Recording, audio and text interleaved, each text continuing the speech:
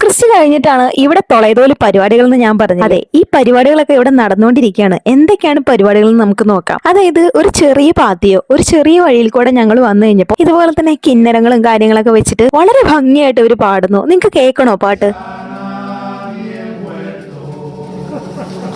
എത്ര മധുരമായിട്ടാണ് ഇവർ പാടുന്നത്. കുയിലിന്റെ നാദം പോലെ മനോഹരം. അങ്ങനെ ഞങ്ങൾ നടന്ന് മുനിസിപ്പാലിറ്റിയുടെ അവിടെ എത്തിയപ്പോൾ കുറെ ചെയറുകൾ കണ്ടു. അതിലൊന്നില് ഇച്ച സ്ഥാനം പിടിച്ചു. അങ്ങനെ ഞാൻ സ്ഥാനം പിടിച്ചു. ഇടയ്ക്ക് വെച്ച് ഞങ്ങൾക്ക് എന്തെങ്കിലും കുറിക്കണം എന്ന് തോന്നിയാലോ എന്ന് വിചാരിച്ചു ഞാൻ നടന്ന് കാറേഫൂരിൽ എത്തിയിട്ട് ഒരു ലേസിന്റെ പാക്കറ്റ് മേടിച്ച് തിരിച്ച് നടന്നപ്പോഴാണ് ഇവിടുത്തെ റെസ്റ്റോറന്റുകളൊക്കെ കണ്ടത്. ഒരു രക്ഷയില്ല, എന്തൊരു തിരക്കാണ്. പിന്നെ ഈ ഒരു വ്യക്തിനെ ഞാൻ നിങ്ങൾക്ക് പരിചയപ്പെടുത്താൻ പറഞ്ഞു. ഇതാണ് ഇവിടുത്തെ ബക്കർമാൻ. പുള്ളിയുടെ കോമിക അടിപൊളിയാണ്. അങ്ങനെ ഞാൻ ലേസ് ആയിട്ട് ഇച്ചന്റെ അടുത്തെത്തി ഇവിടെയും സീറ്റ് ഉറപ്പിച്ചു. നമ്മുടെ പരിപാടി തുടങ്ങാനായിട്ട് കുറച്ച് സമയം എടുക്കുമെന്ന് തോന്നുന്നു. മൈ ടെസ്റ്റിംഗ് ഒക്കെയാണ്. അതാ പരിപാടി തുടങ്ങി. സത്യം പറയാലോ, ഒരു അളിഞ്ഞ പരിപാടി എന്ന് പറഞ്ഞാൽ ഇത്ര അളിഞ്ഞ പരിപാടി എന്റെ ജീവിതത്തിൽ ഞാൻ കണ്ടിട്ടില്ല. കോർപ്പോസിന്റെ അന്ന് തന്നെ ഈ ഒരു പരിപാടി വെക്കണമെന്ന് ഞാൻ ചിന്തിച്ചു പോയി. പിന്നെ ഞങ്ങൾ അവിടെ ഇരുന്ന് കുറെ നേരം ലേസ് ഒക്കെ കുറിച്ച് ആളുകളൊക്കെ കണ്ടപ്പോൾ അടുത്തൊരു പരിപാടി വന്നു.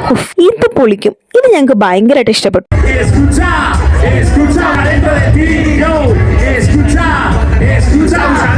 ആ പരിപാടി പകുതിക്ക് വെച്ച് നിർത്തിയിട്ട് ഞങ്ങൾ ബസ്സിൽ യാത്ര തിരിച്ചു. വേറൊരു സ്ഥലത്തുകൂടി പോകാനുണ്ട് കേട്ടോ. ബസ്സിന്റെ അന്ന് കുറേ പ്ലാസകളിൽ ഒരുപാട് പരിപാടികൾ ഇവർ അറേഞ്ച് ചെയ്യും. അപ്പൊ അങ്ങനെ ഞങ്ങൾ എത്തിയൊരു പ്ലാസയാണ് ഇത്. വലിയ വലിയ ഫീസ്റ്റ് ഒക്കെ നടത്തുന്നത് ഇവിടെ തന്നെയാണ്. ഇവിടെ ഫുഡും കാര്യങ്ങളും എല്ലാം കിട്ടും. പൈസ കൊടുക്കണം, ഫ്രീ ആയിട്ട് ആരും തരത്തില്ല. അങ്ങനെ ഞങ്ങൾ ഇവിടെ ഒരു കട നോട്ടിട്ടിട്ട് ഞങ്ങൾ നടന്നു. കാരണം ഈ ഒരു കടയിലുള്ള ഐറ്റംസ് ഒക്കെ എനിക്ക് നന്നേ അങ്ങ് ബോധിച്ചു. തിരിച്ചു വരുമ്പോൾ ഇവിടുന്ന് വാങ്ങിക്കാന്ന് വിചാരിച്ചു. ഞാൻ കുറച്ചു നേരം ഈ ലൈറ്റ് ഒക്കെ കണ്ടപ്പോ സന്തോഷം കണ്ട് തുള്ളിച്ചാടി. കാരണം എനിക്ക് ഭയങ്കര ഇഷ്ടമാണ് ഈ ലൈറ്റ് ഒക്കെ. പിന്നെ ഇവിടെ യന്ത്രഊഞ്ഞാലുണ്ട് കൈസ്. പണ്ടെങ്ങോ ചെറുപ്പത്തിൽ യന്ത്രഊഞ്ഞാൽ കയറിയതിന്റെ ആ ഒരു സന്തോഷം എന്നിലുണ്ട്. അങ്ങനെ എന്റെ സന്തോഷം കണ്ടപ്പോ ഇച്ചനാണെങ്കിൽ യന്ത്രഊഞ്ഞാലിന് വേണ്ടിയുള്ള 2 ടിക്കറ്റ് എടുത്തു. ഈ ടിക്കറ്റ് കാണിച്ചിട്ട് വേണം നമുക്ക് യന്ത്രഊഞ്ഞാൽ കാണാം. അത് കഴിഞ്ഞിട്ട് ഇവരുടെ ഈ കറക്കം കണ്ടപ്പോ എനിക്ക് ഇപ്പൊ തന്നെ കറങ്ങണം എന്നായി. വലിയ പ്രശ്നമൊന്നും ഇല്ലാതെ ഞാൻ ഇവിടെ കയറിയിട്ടോ. എനിക്കാണെങ്കിൽ ഭയങ്കര ഇൻട്രസ്റ്റ്.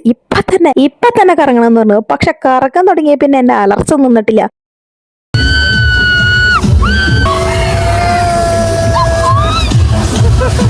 റെസ്റ്റോറന്റിലെത്തി. അങ്ങനെ ഞങ്ങൾ കണ്ടുവച്ചിരുന്ന റെസ്റ്റോറന്റിൽ തന്നെ എത്തി. അവിടെ നല്ല അടിപൊളി ഫുഡൊക്കെ ഉണ്ടെന്നാ പറഞ്ഞത്. അങ്ങനെ ഞാൻ ഫസ്റ്റ് ആയിട്ട് ഒരു തിന്തോതി വേരാനോ മേടിച്ചു. അടിപൊളി ടേസ്റ്റ് ആണ് കേട്ടോ. പിന്നെ ഇച്ചന് പോർക്ക് മേടിച്ചു. എനിക്കാണെങ്കിൽ കലമാരീസ് മേടിച്ചു. അതായത് കലമാരീസ് എന്ന് പറഞ്ഞാൽ എന്തേ മലയാളത്തിൽ പറയാം? ഓ, നീരാളി. അങ്ങനെ നീരാളിനെയും തിന്നിട്ട് പിന്നെ നമ്മൾ കുറച്ചങ്ങ് നടന്നു കഴിഞ്ഞപ്പോ കുറേ പിള്ളേര്, അതും 10, 14, 15 വയസ്സായ പിള്ളേരുകളുടെ ഒക്കെ സെറ്റ് കുടിക്കുന്നു, വലിക്കുന്നു, അവിടെ നിന്ന് സന്തോഷിക്കുന്നു. ഇത് ഇവരുടെയൊക്കെ ഒരു പാർട്ടി സ്ഥലമാണിത്. ഈ ഒരു പ്രദേശം എന്ന് പറഞ്ഞു കഴിഞ്ഞാൽ ഒക്കെ DJ പാർട്ടി നടത്തുന്ന ഏരിയ ആണിത്. അങ്ങനെ ഞങ്ങളുടെ സദാചാരബോധം കൊണ്ടുവന്ന് അവരെ കുറെ കുറ്റം പറഞ്ഞ് ഞങ്ങൾ നേരെ സൊക്കദോറിലെത്തി. നമ്മുടെ പഴയ പ്ലാസയിൽ എത്തിയപ്പോൾ ഇപ്പോഴും അവരുടെ പാട്ട് കഴിഞ്ഞിട്ടില്ല. പിന്നെ ഞങ്ങൾ അവിടെ നോക്കി നിൽക്കാനൊന്നും സമയം ഉണ്ടായില്ല. ഞങ്ങൾ നേരെ വീട്ടിലേക്ക് നടന്നപ്പോൾ എനിക്ക് കിട്ടിയ കുറെ സംഭവങ്ങൾ കാപ്പിരി കൂപ്പിരി കുറെ ഫ്ലൂറസെന്റ് ലൈറ്റ് കിട്ടി. പിന്നെ ഞാൻ അങ്ങോട്ട് വീട്ടിലേക്ക് പോയി. അപ്പൊ ടാറ്റ ഗൈസ്.